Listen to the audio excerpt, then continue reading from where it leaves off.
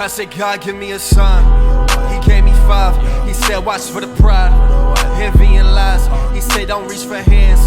If there's a tide, don't tell them that you love them. If they ain't tried, if they ain't. Welcome back to a True Kings podcast. I'm your host, LJ Johnson. I know you're expecting to see my friends right next to me. Shout out NJ Brown, Preston Freeman, and LJ Packer.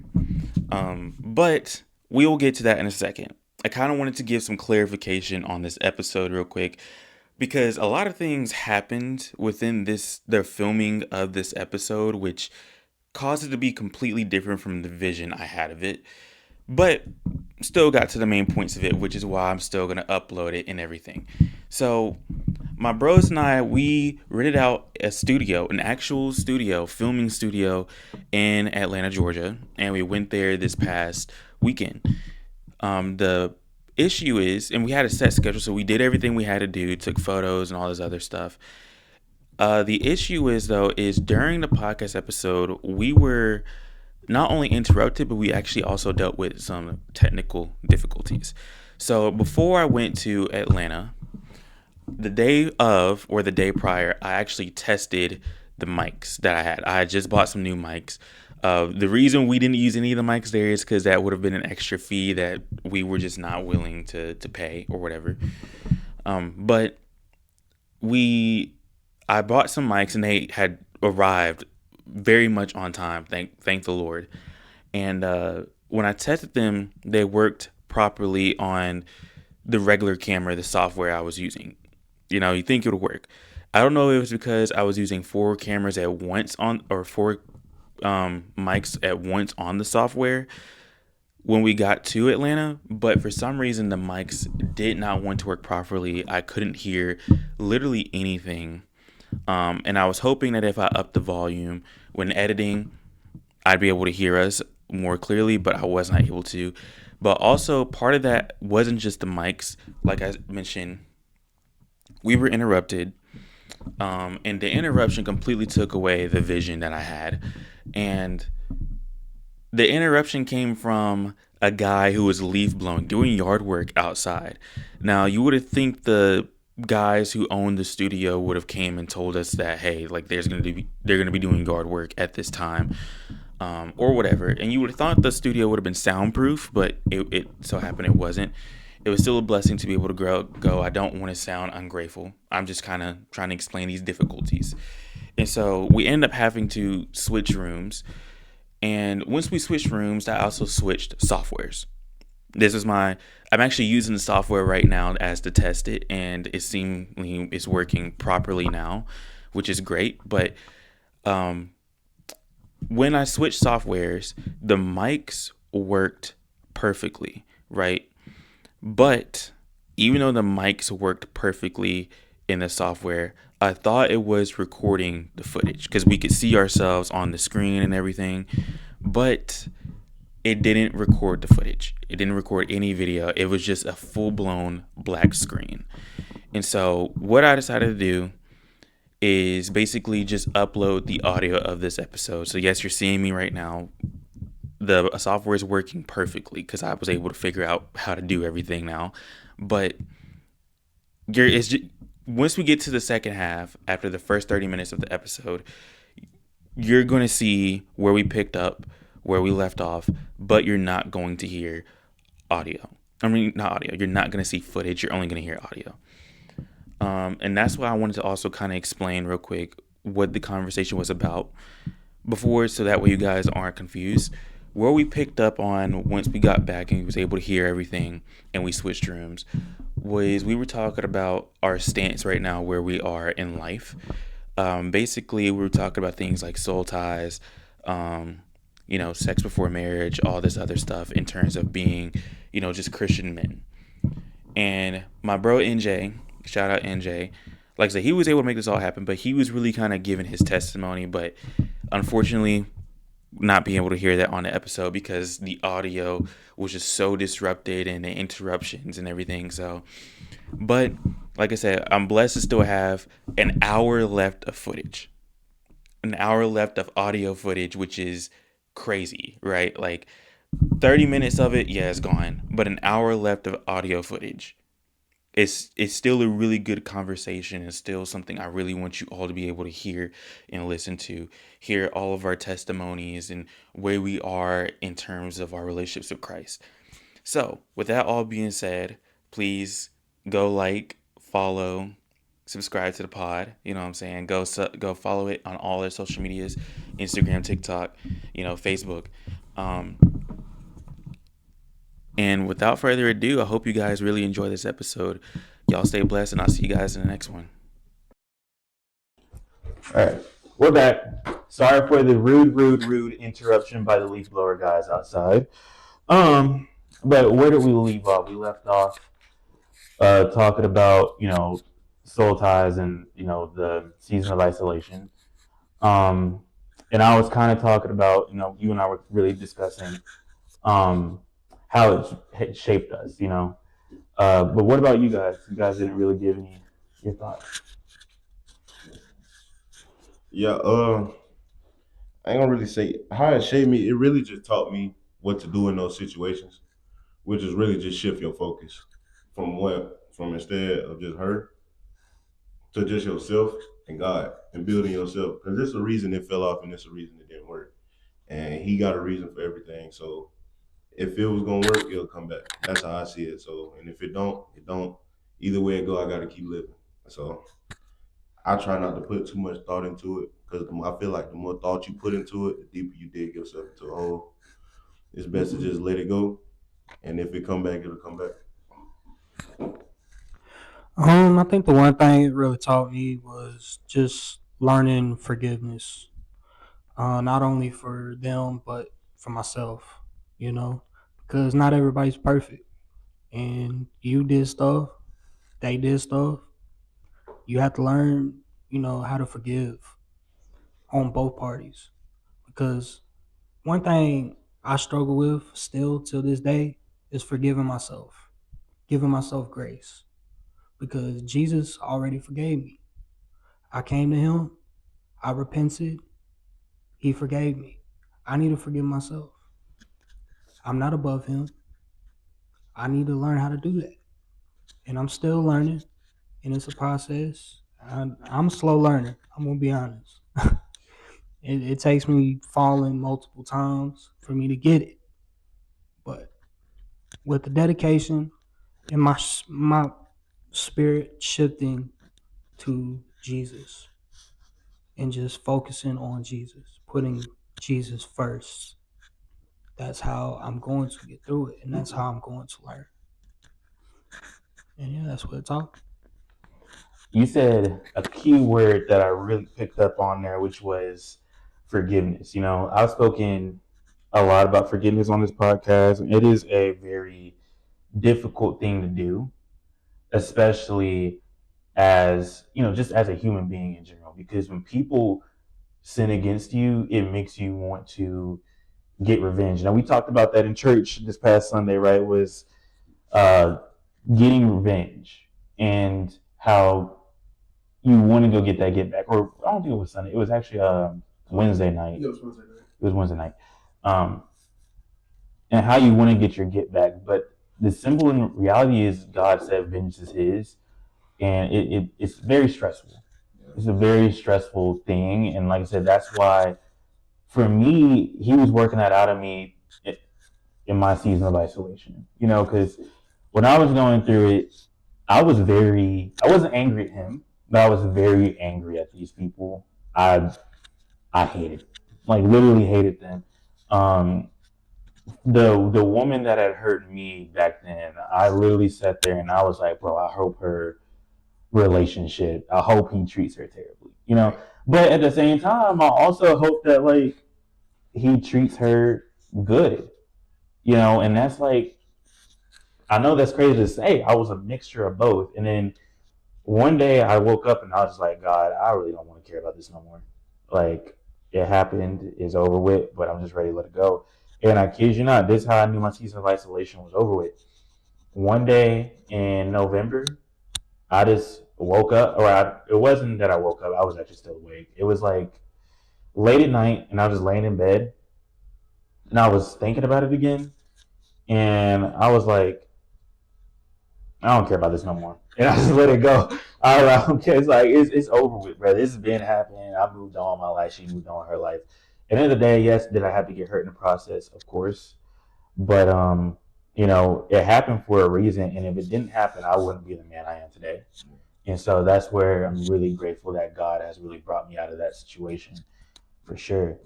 But I kind of want to move on to the next thing, which is, you know, I guess really life in general. Like, how would you guys really kind of describe life for you right now and the men that you are right now in terms of, being a man in Christ, but not just being a man in Christ in terms of societal standard as well?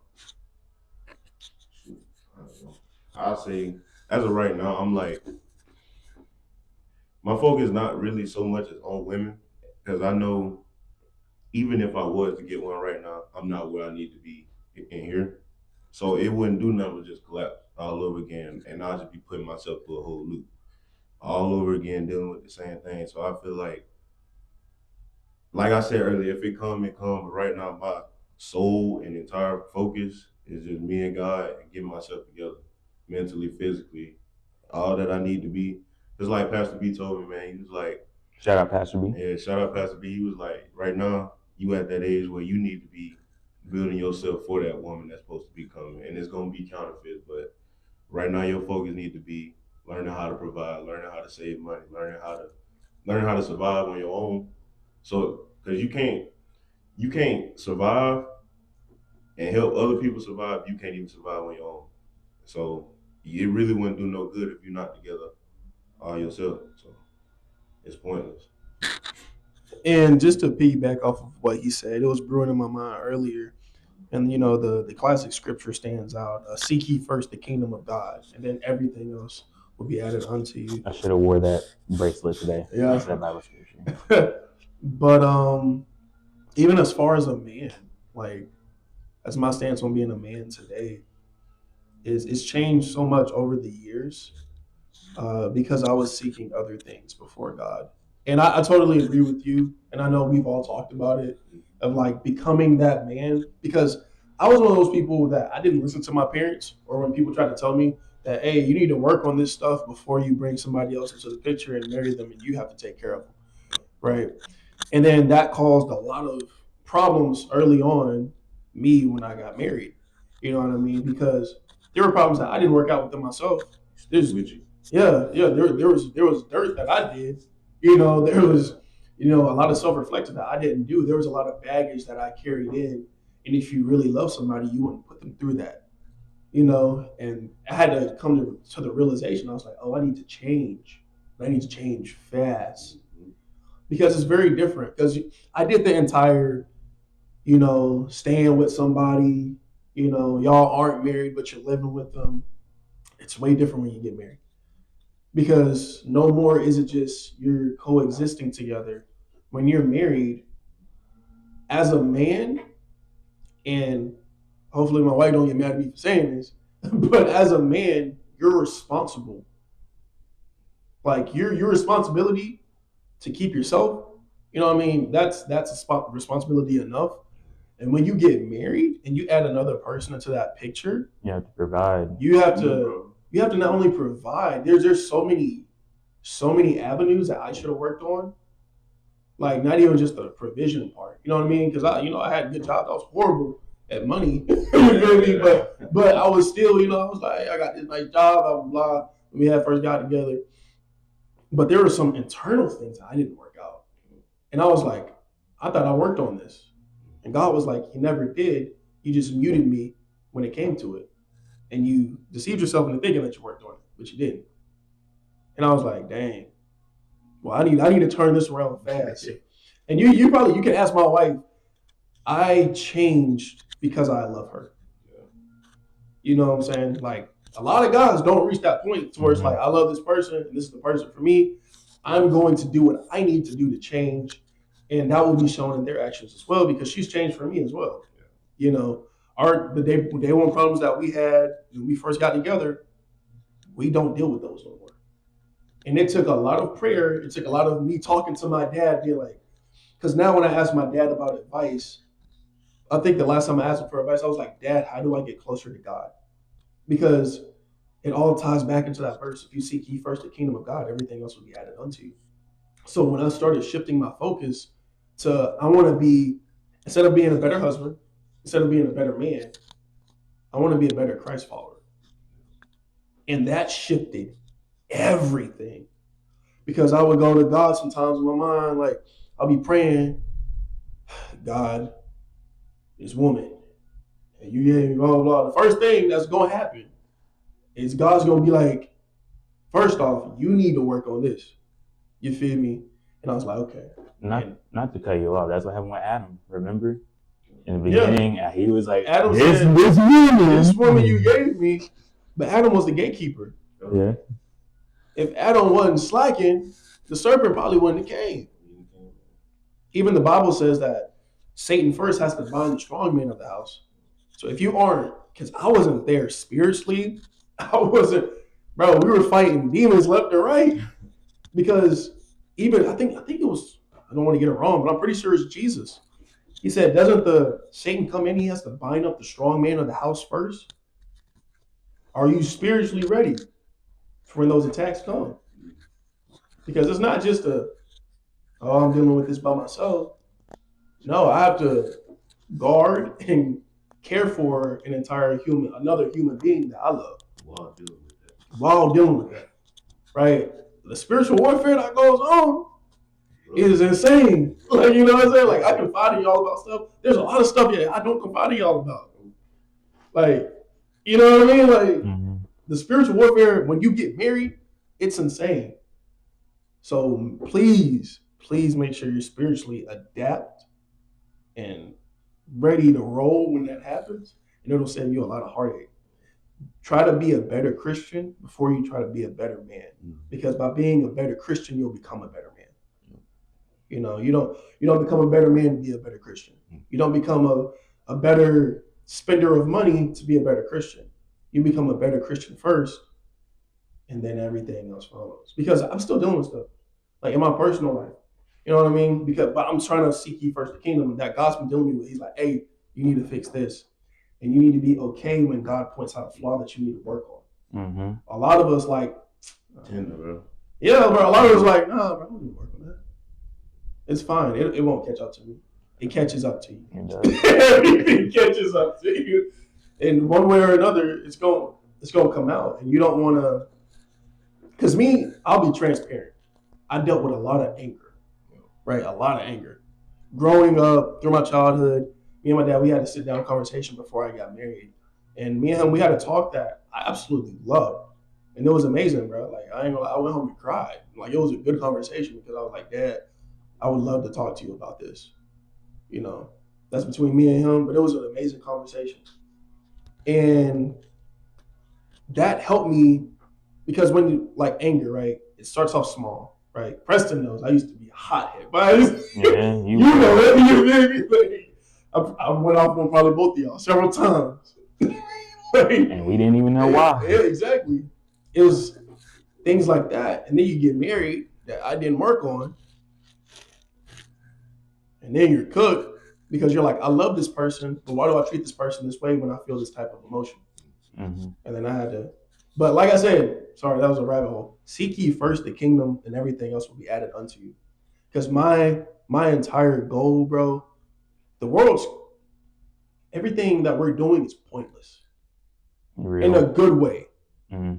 All you need to work on right now is your relationship with God. And everything else, because when you work on that, relationship with God, God's going to make you into that man, you know what I'm saying, for your future wife. God's going to make you into that man for your future wife, if you seek ye first the kingdom. I didn't seek ye first the kingdom. I sought a wife, and it bit me in the behind. She was the one for me. She's the one for me. And there was a lot of stuff that sometimes I hate to admit that God was trying his best to be like, hey, slow down. But I was like, no, I want this. He gave it to me and it almost ruined us. So we got to be very, very careful when it comes to those things. Seek ye first the kingdom of God. I want to be a better Christian than I am a better musician. I want to be a better Christian than I am, a better husband.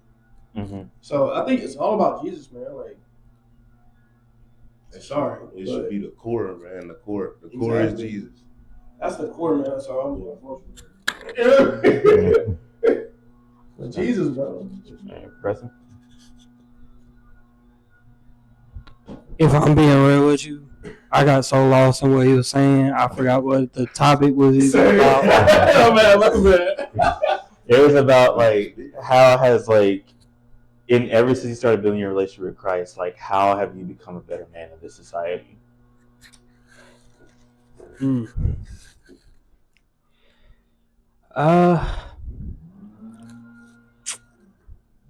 I would say that I'm more forgiving, for one, because I wasn't able to forgive my mom without Jesus. I have a very rocky relationship with my mom, if you can even call it a relationship. But now that I have that forgiveness, thanks to Jesus, and that understanding, thanks to Jesus, I can build a relationship with her. And, relationships, trusting, it's not been my strong suit because I felt like everyone was against me. But with Jesus, being able to forgive and move on is the one thing that I'm still working on, but every day it is becoming easier and easier to handle the small things that would normally set me off without Jesus. And to be able to communicate and to talk with full trust and full honesty, I couldn't do that without Jesus. So reserved in my own thoughts and my own emotions that I would drown, and it would make me feel like I'm alone. That is completely gone with Jesus because I can go to him anytime I want to. Anywhere, any place. He's there. And it's overwhelming sometimes, to be fully transparent. And I just am so blessed to be here, to talk to y'all, talk to my girl, just to be in y'all's lives, because there was a point in time where I tried to take myself out of it. But thanks, Jesus, I'm here. I know I have a purpose. And I know I'm a child of God. Couldn't have said that without Jesus. Just to add to that, man, a lot of just speaking to whoever watching, man, a lot of that weight and why life feels so heavy day by day, man, is because you carrying a lot of hatred and anger, man. You just gotta forgive it, get rid of a lot of that dead weight. I promise it will. I'll tell you this though, and like I'm gonna get to myself in a second, but the one thing that I've really learned over time is this: forgiveness isn't a one-day thing. I think we're kind of sugarcoating it a bit. Forgiveness is a process that you really have to take. Like you can't, like let's say you wrong somebody, right? You can't sit there and say, "Hey, forgive me," right? Okay, let's say the wound you did to them was so deep that like, okay, you're begging for their forgiveness, but in reality, you have to give them space in order to have that forgiveness grow, And so forgiveness is, and like I said, I've spoken about it on this pod before. It is a process that takes time. And then I will tell you this: if you've sinned against somebody, understand that all because they forgive you, they don't have to have you back in their life. They don't.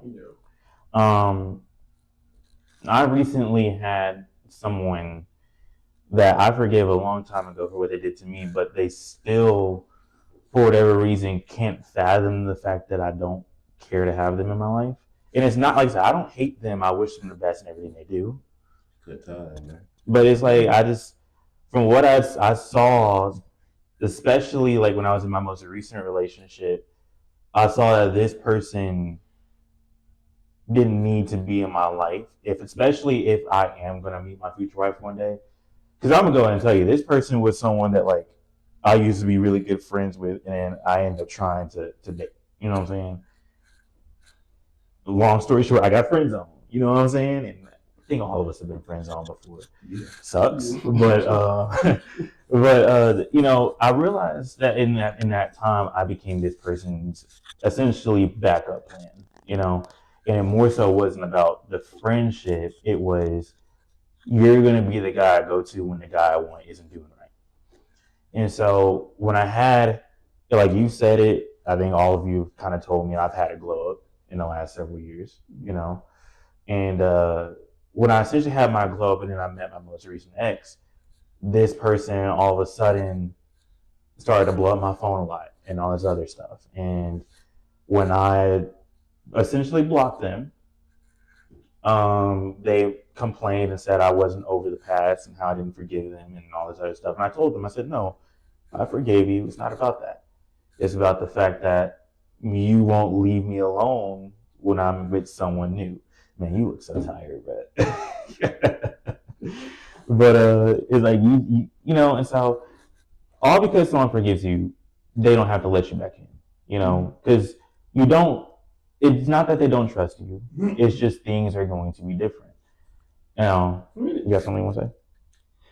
I would just like to say, like, being able to forgive also means you can have that ability to move on. Mm-hmm.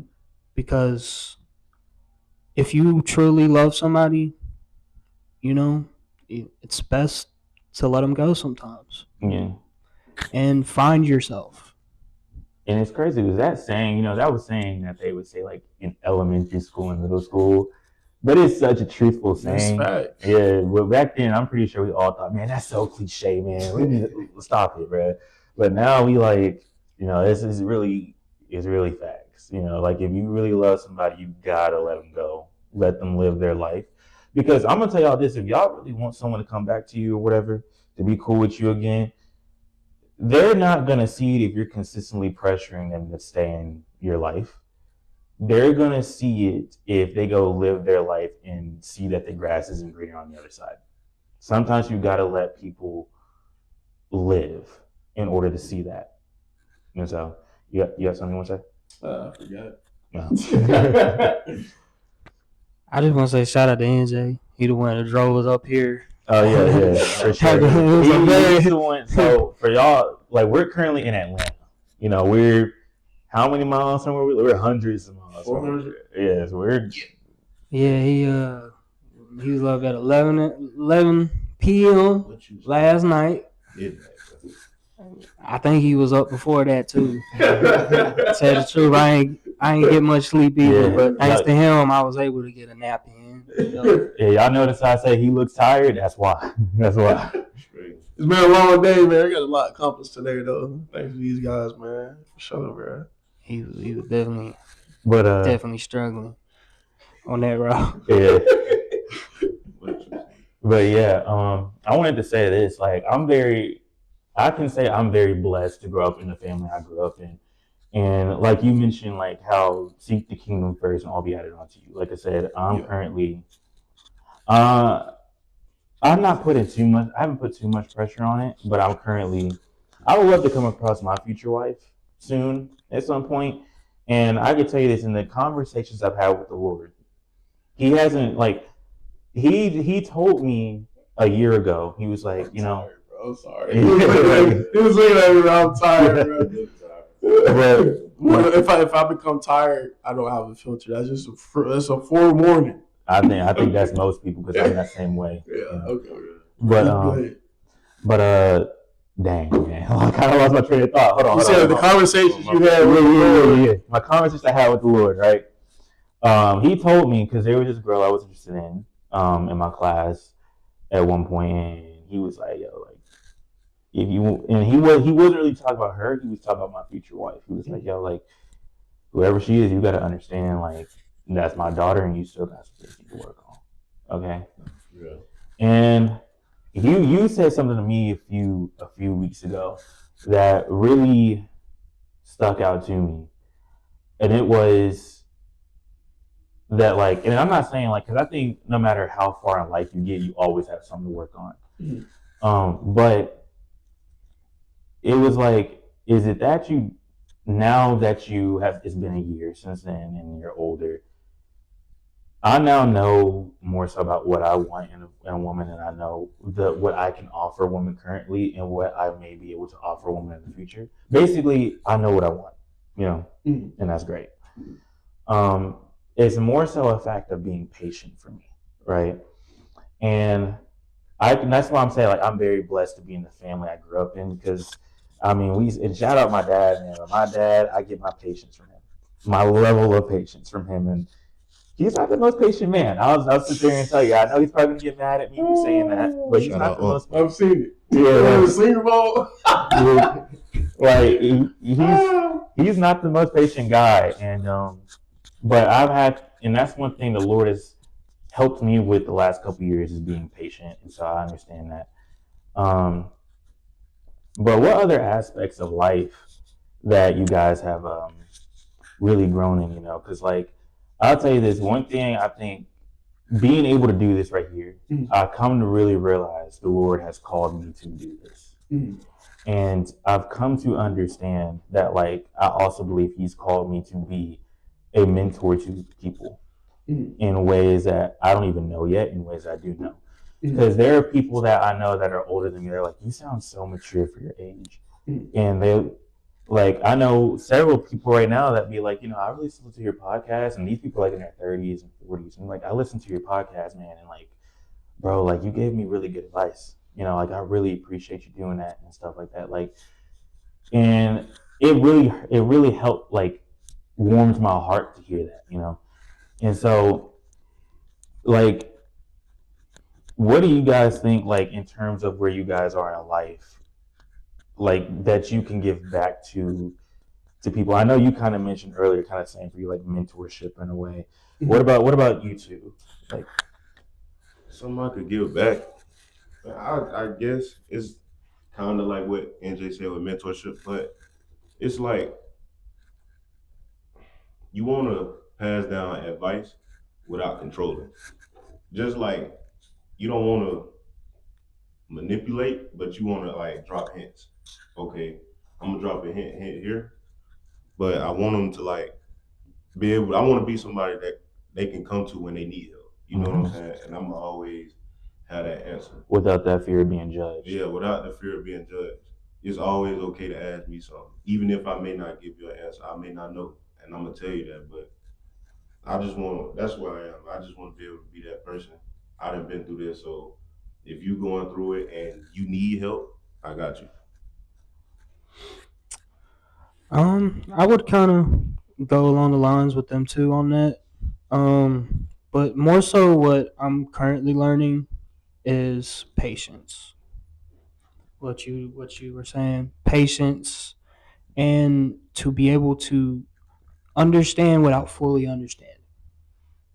Being like, I get where you're coming from, and let's work on this, Or I may not understand, but help me understand. It's not me. I'm not gonna know everything all the time. And me being selfish back then, I would be like, well, I don't care how you feel, or I would push you away because I feel like you're coming from my character. But that's not the truth all the time. It's something that we genuinely need to work on, or something that, they may be feeling and that we have to come to terms with, or try to fix, and be like, look, I'm sorry. Just the ability to say, I'm sorry. Even when you feel like you didn't do anything wrong, to say those words is understanding without understanding. Mm. You know, like, I'm sorry. Help me learn. You know, help me be better in this area. Mm.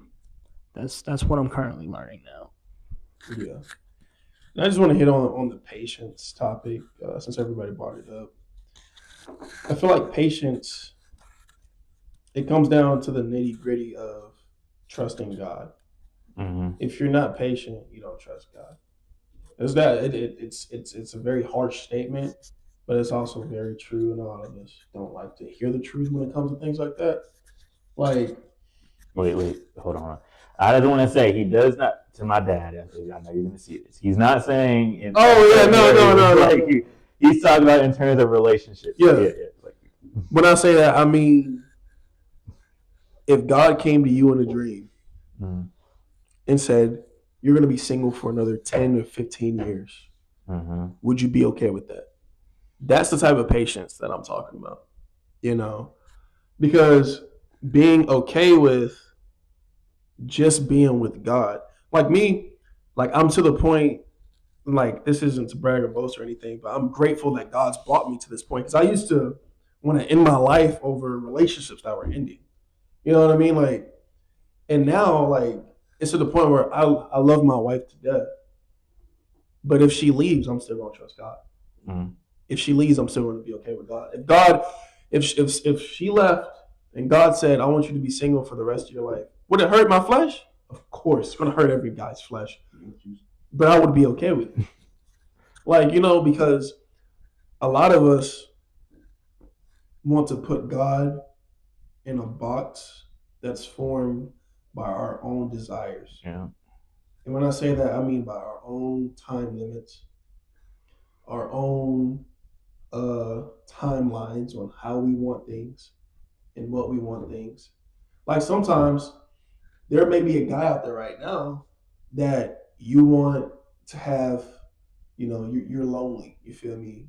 You don't have a family, you don't have things, but you specifically want people, like let's just say black people, right? You're a guy, you only want to be friends with black people and you're black. God may send you, you know, some white people to be like, hey, this is going to be what's going to happen. How you doing? You know, this is how it's going to happen. And these are the people that I'm going to send to you. Or keep talking. I think I left my phone out there. Okay. Or it'll be a situation where it's like, God, I want this, and God's like, you're not ready for that because it's going to destroy you. And we're like, well, I'm doing this anyway. You know what I mean? That's a hard pill for people to swallow, bro. When God tell you that, man, you just flat out not ready for it. That's just what it is. It is what it is. You just gotta swallow it. Sorry, we got some people out there. But yeah. Yeah, man. When he tell you that, you just gotta. It's just like a parent telling you no. It is what it is. You're not ready yet. So what you gonna do? You gonna sit there and pout or wait? Or if, like, for instance, like, we still in our time, right? It's 2:21. Okay, just make sure. But or sometimes my dad mentions it. Some things come in different packages. You feel me? You may be asking God for a blessing, and you may be expecting it to be $1 million in the check, $1 million. You feel me? But it could be for a job you haven't applied for yet. You know what I mean? So a lot of us have to be okay with God's sovereignty. A lot of us aren't okay with God being in control and us not being in control. Mm-hmm. And then we throw fits about it. And we're like, we're going to do things our own way. Then we do things our own way because I did it. I did things my own way and it blew up in my face. And then we blame God. Well, God, why did this happen? God, why didn't this work out? God, why didn't this job work out? God, why did I get fired from this opportunity? Why did this relationship not work out? Why am I going through this and through that? And then we blame God for it. I used to do that all the time. All the time. You know, because I would tell you, I would be mad at God. And God's like, why are you mad at me for decisions you made that I advised against? Mm-hmm. It's one of those scenarios. Yeah. But yeah, I'll let you, since you're back, I'll let you continue. Yeah, and so one thing that you touched on, and it brought me back to the season of isolation as well as being alone. One thing he taught me how to do is not be afraid to be alone, and that really helped with my patience, right? In terms of growing and being the man I need to be in the life that we live, and being not just for him, but also for the people around me, the society we live in. Identity. The word identity comes to mind. Sorry. I'm sorry. I'm sorry, bro. I'm sorry, bro. I'm sorry. But the reason that word comes to mind was because, and I was talking to you about this earlier. I'm not going to say where she works because she doesn't work there anymore. But he's name dropping. No, not name dropping. He's job dropping. That girl that we all knew about. Oh yeah. Yeah. A couple years ago, you got something to say? Just clarify, I do not know this girl. Yeah, I think you met her. If I did, I have no recollection. We'll discuss it after the podcast. I know exactly what you're talking about. But basically, first time I think we all saw this girl and thought she was very, very gorgeous, very, very beautiful, of course. And at this point, though, like I said, I was in the midst of my jealousy for you because, like I said, I was seeing you get all these different girls, and then then you were getting married, and I was like, "Are you serious? Like he gets these different girls and the wife? Like what is it about this dude that why he gets blessed so much?" Envy, bro. I'm just gonna say, I think you're not alone on that because I did the same thing. If I'm being real with you. I just never brought it up to him because it's so stupid. It's so stupid to get in jealous of hindsight, another it's man. stupid, but back then, it's so dumb to get jealous of another man. Yeah. And how many girls he's been with? Because in reality, the one thing I would say is at that time, though, you're in the midst of you're feeling completely alone. You know what I'm saying? And I was in my season of isolation, and so companionship was something I wanted, and I was constantly, when you constantly see your best friend get it, it's like, dang, that's crazy.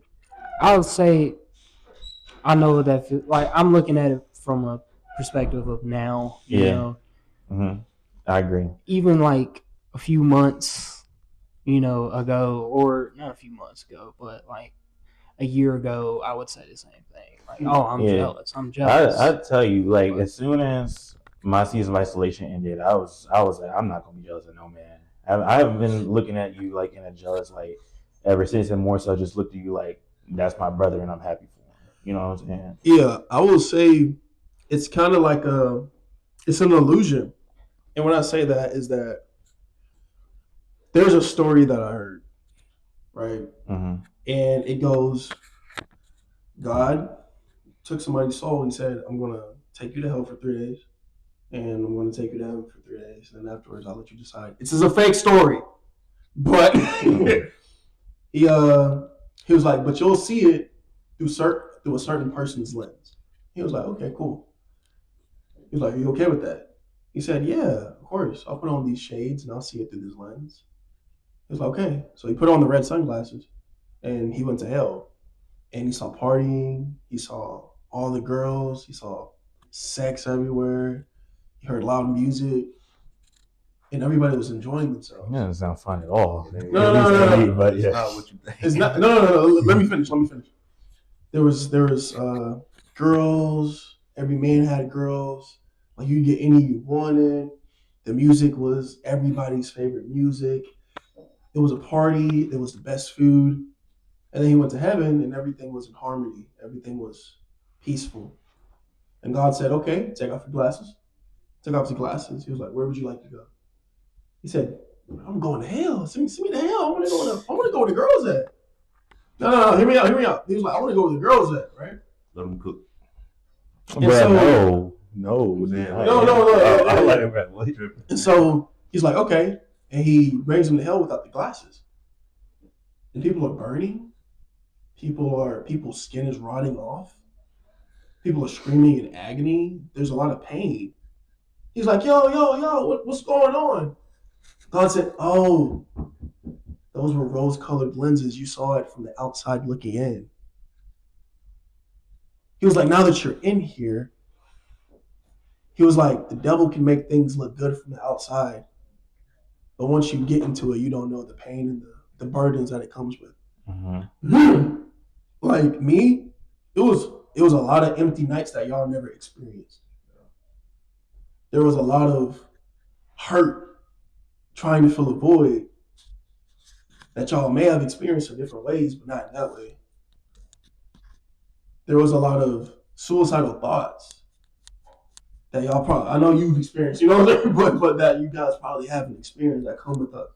Everybody wants to fly, but not everybody wants the baggage that comes with it. Mm-hmm. And it's turmoil because when your soul is getting interlocked, and I was running from Christ at the same time. You saw that I was pulling girls, but you didn't see the nights that I was crying on the couch when I was sleeping. Or me bawling in the rain, having to walk a mile to get to the couch that I was sleeping on at a friend's house. Mm-hmm. Or the telling you guys that I was good and hanging up the phone and sleeping in my car. There's a lot of baggage, especially when you call yourself a Christian. The consequences are always worse. It's a drug, man. It is. Mm-hmm. So it looks good from the outside. This is for anybody who gets in those mindsets. Because I mean, I've been there, so I know what those rose-colored glasses look like. But when you get down to the nitty-gritty of it, and you're in those shoes, you don't want to wear them anymore. Mm-hmm. It was cool on the outside, but my soul was in torment.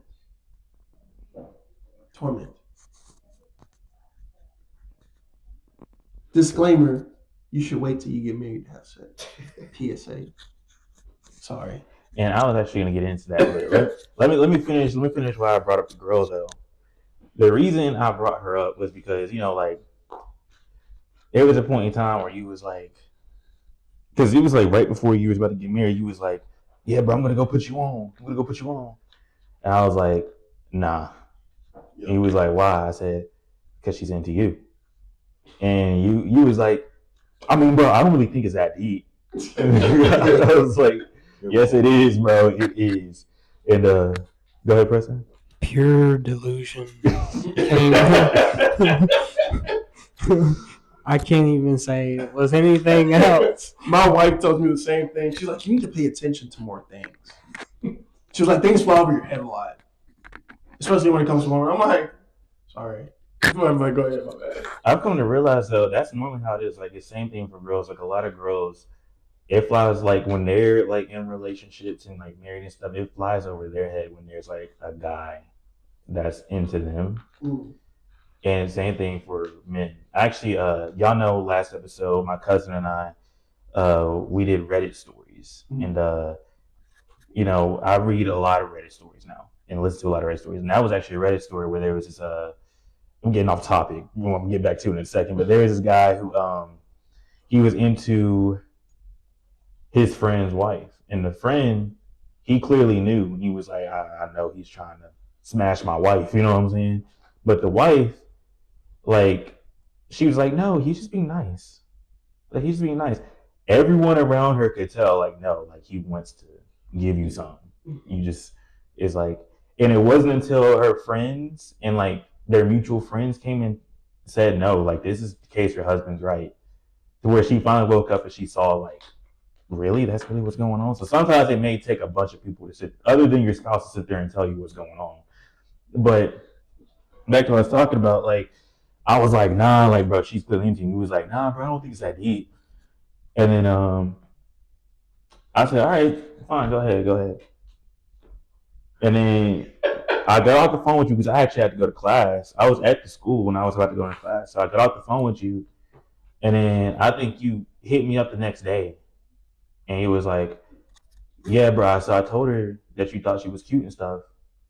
And I said, okay, what'd she say? She said, he couldn't tell me that himself. He couldn't tell me that himself. He just seems super shy, and no, I'm just not interested. The reason that upset me so much was because I was like, well, first off, every single time I see you, you're talking to my homeboy. I can never get a word in. You know what I'm saying?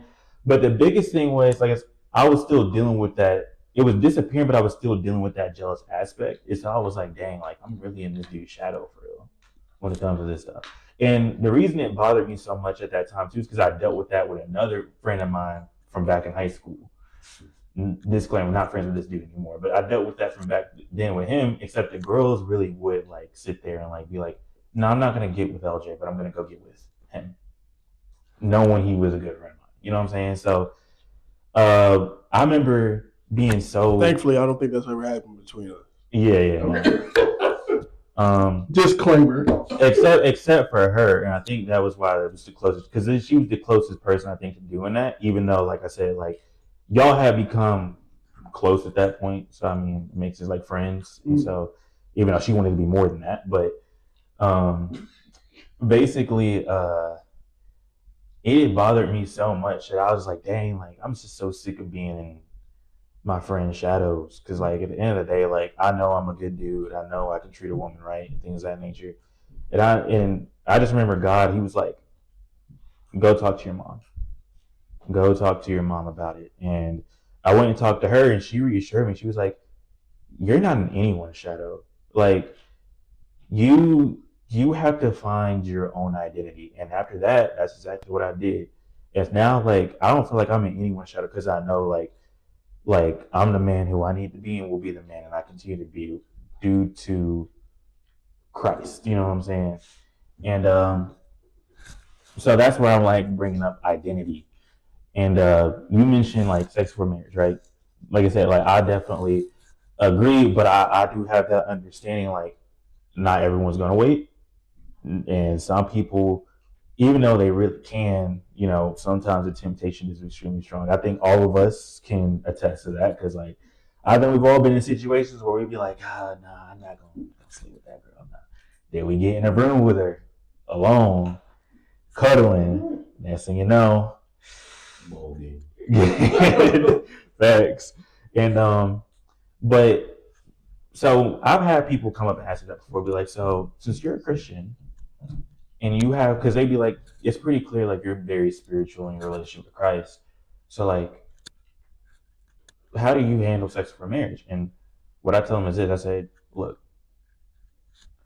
I believe a lot of us Christians are very hypocritical. I'm not going to sit there and deny that. I think all of us can agree to that. Because a lot of Christians don't know how to look at themselves in the mirror. And there's a reason Jesus said, those who go without sin cast the first stone when it came to the adulterous woman. Mm. So, with that being said, I tell them this, and it's something my mom told me. Because my mom told me when I was a little kid, and she still worked at a salon. One of her clients came and asked her the same exact question because they knew my mom was a heavy Christian at the time too. Still is. You know what I mean? I know my mom. But this woman asked her, she said, Jamie, and shout out my mom. She's been on the podcast before. Make sure I go check out that episode. But she goes, Jamie, what do you think about sex before marriage? And my mom said, well, me personally, I cannot tell you not to do it because I've done it, you know, but the Lord doesn't want you to do that. Mm. And our job as Christians is to plant the seed. We can't force people to do anything that they don't want to do. That's not what the Lord wants us to do. We can only plant the seed. And my mom said that when she told that woman that, it stirred in her mind way more than if she had said, I don't believe in it. I don't think you should do it. And so when someone came and asked me that, I said the same thing. And I saw the look on their face. And I saw, okay. Like I think you can clearly see that it had their mind thinking. And that's like sometimes you just gotta plant the seed in situations. So like me personally, I'm never gonna sit there and tell someone and be like, what I'm gonna say is this: you live your own life. It's your life, it's your relationship with Christ. But I'm gonna tell you, from what I know of Christ, He doesn't want you to do it. So you gotta add. That's something you gotta talk to him about. I can only plant the seed for that. You know what I'm saying? You got something to add? Yeah. I just, when it comes to stuff like that, that's very, I guess, black and white in the Bible, what you should do, what you shouldn't do. When people ask me, I tell them out of my testimony why you should wait. Because I don't want people to get the wrong idea and be like, oh, you think I should go talk to God about that? Me and you don't worship the same God. So my God's going to go tell me that I can have sex before marriage, and then that's going to come back to you because you told me to go ask God. But I have a figment of God in my imagination that's not the biblical God. So I would be like whenever I tell people, because I tell people, I'm like, I wish I would have. Everybody in my life knows I wish I would have waited because of the baggage that comes with it. Because if you do have sex before marriage, the thing that a lot of people don't understand is that there's still consequences for your action. Yeah. Like getting saved, your salvation, that's, of course, that's grace. But at the same time, if I read the Bible and I'm like, yeah, say don't have sex before marriage, because I had consequences. I'm pretty sure y'all have had consequences. Yeah. You know what I mean? That's soul tie. Exactly. But it could be deeper than soul ties. It could be something external. You know what I mean? STDs. You get somebody pregnant. Or you end up too soul tied, you're stuck with somebody you shouldn't be with. Right? So my thing is, when I'm like, yo, there's crocodiles down that road. I lost a foot because of it. I think me and you talked about it. Yeah. If you ask me, should you go down that road, I'm gonna be like, I'm not gonna be like, I would. Yeah, I'm gonna be like, I don't think you should because I lost a foot going down that road, and other people tried to tell me not to. You know what I mean? Because I don't want to mix how I feel with God's word. Yeah. Sorry if this comes off wrong. I hope it's not coming off wrong. I don't have a filter. I'm tired. And I'll tell you this: everything you're saying right now just aligns with what I just said. Yeah. Basically. Okay. Good. I think we're wording it differently, but yeah, it basically aligns with everything. Yeah. Because I feel like she kind of bad.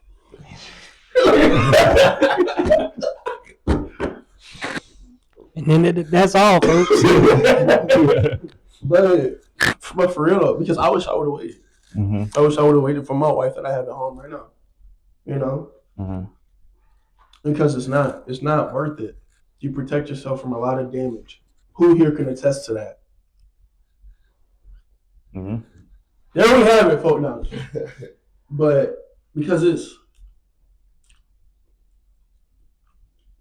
you're defiling marriage, basically, and what God commanded if you do that, and it's gonna bite you in the eye. Because people, I've talked with younger people who are younger than me that ask me, I mean, you did it. I'm like, that's why I'm telling you not to. That's why I'm telling you not to, because I did it. It's even harder, bro. When you do that and they see you turned out good, or they be like, exactly. Look how you turned out. Look how you turned out. Hey, that's the rose-colored glasses. Stop. You didn't see what I dealt with on the back end of it. The baggage struggle. Yeah. I know. I love my boys, but I know some boys who caught something because they was out there messing around. I told them not to. You know. I say this too. Like I know several people. I know you can, like you said, based off your testimony, I know you can attest to this too. When you sit there and you consistently do that before you're married, like, and I want to clarify, because I told you this the other day, and you basically agreed. All because you do that before marriage doesn't mean you're not going to marry that person. It doesn't mean that's not the person that's not made for you. Yeah. You know, because we know people that are very high in church and stuff, and that have done that before marriage. And yeah, they talk about their struggles because they did it, but they have these beautiful relationships that has lasted for years upon years, and they're married now. But I want to say, like, the people, like, okay, you got one. Okay. Okay, what happens when you're on to the next and the next and the next and the next? Guess what? When people sit there and say like it becomes harder to be attached to a person after that, that's true. I know someone right now, and I'm not gonna put them on blast or but 43. yeah, we about to be finished with this. But they told me this because they currently have a significant other. They took their significant other's virginity, but they already have slept with double-digit people. Yeah, I've been there before. I mean that's how it was with my first love, where she took mine, but like she already had slept with double-digit people. Yeah. And the thing about that is,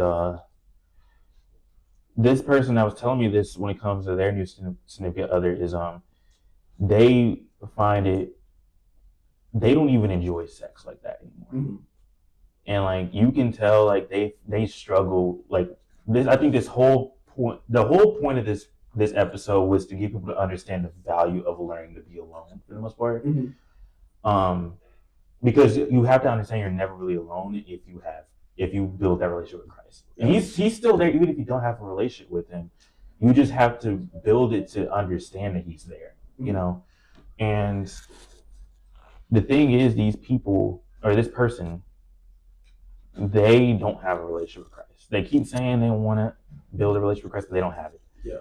And, you know, I can only plant the seed. I can't force them to do anything. I'm not going to judge them whenever they come and tell me, oh, I did this to my significant other, or that was okay. Like, I'm not going to look at them any different. I'm just going to say, okay, that's your life, you know? But then when they sit there and come and tell me, yeah, I don't even enjoy sex like that anymore. And then when I'm seeing them go from person to person to person after this relationship ends, I sit there and I tell them, I say, hey, look, you know, you always come and you complain to me about your relationships, your life, all that. There's only so much I can say to you because it's pretty clear to me you're not going to listen to me. Mm-hmm. And at the end of the day, like, I'm telling you what can help you feel whole, what can help you have enjoyment. Mm-hmm. And you're giving excuses upon excuses to not have that relationship. If you don't want a relationship with Christ, okay, that's okay. You know, it's fine, but don't sit there and complain when now you can't even enjoy intimacy with somebody. Mm-hmm. I'm not just talking about sex, because people think intimacy is just sex. Yeah. That can be going out on dates, cuddling, just kissing a little bit. Like, well, you can't even enjoy intimacy anymore, and even just full-blown intercourse. Like, I don't want to be at that point in my life where I can't even, like imagine being with your future wife or your wife, right? Mm-hmm. And you're having intercourse with her, and you be like, dang, and you be like, dang, this ain't even as good as my ex, bro. Mm-hmm. Or this ain't as good as the last girl I did. Don't put that on me. I'm not saying. I'm saying this could be one of us. Don't put that on me. Yeah, I'm saying because there are dudes that's been through this. Like, like I say, I read a lot of Reddit stories. There are men and women on Reddit that complain about that type of stuff all the time. But like, yeah, like my wife, sex isn't as good as it was with my first love, or sex isn't as good with my husband as it is my. You know what I say? They shouldn't have got married. Yeah. They do. They settle. That sounds like a personal issue. Facts. Like they get over it. They shouldn't have got married. That's number one. Get over that. Like, I don't know what you holding on to. If you compare it like that, you most likely have a soul tie. You haven't severed. Mm-hmm. Like, I'm mad. I'm sorry. Come on now. They should have got married. That's the thing. I like the energy that y'all giving in right now. It's running out. Yeah. But like I said, like y'all, like I just know for me personally, I don't ever want to be in a position where like I look at my partner and I'll be like even if I don't have feelings for my ex, I just look at her and be like, dang, I don't even really enjoy sex like that. You know, I don't even enjoy intimacy like that. Like, that's why you need Jesus in your relationship. Exactly. Anyway, we probably finna run out of time, so y'all got any final words before we head off? I just want to book in on something you said earlier because I don't want people to think that it's a sign to keep going and keep sinning. Whenever you said just because you had sex doesn't mean you're not gonna marry that person. That's true. Very true. That's very true. But once you know you're sinning, stop. Yeah.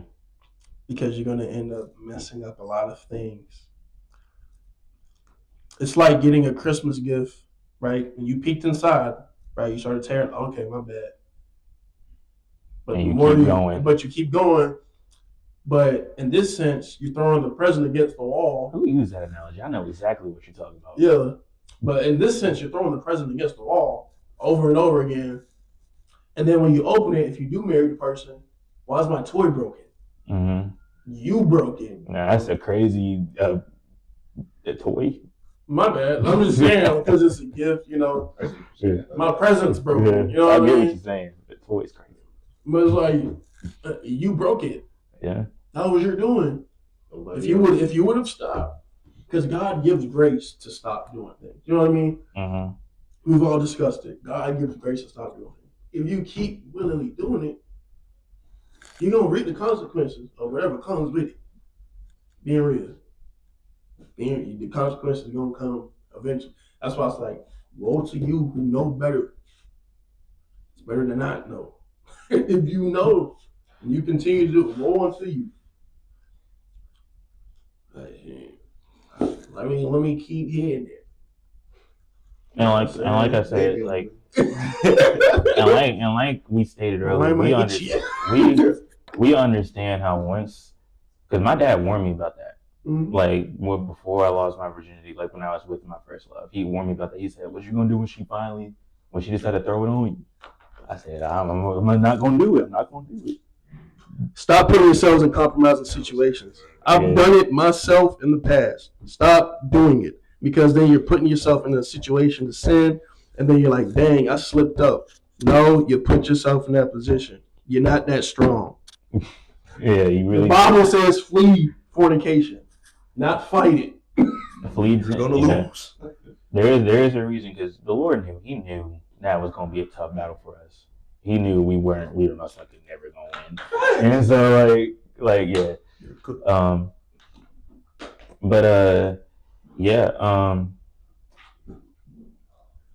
I really appreciate y'all for coming on here. I appreciate you for getting everything set up here for us. And once again, y'all, I apologize for big shout out to P. Freeman. Oh yeah. And the LJ who came through to help out with last minute fees.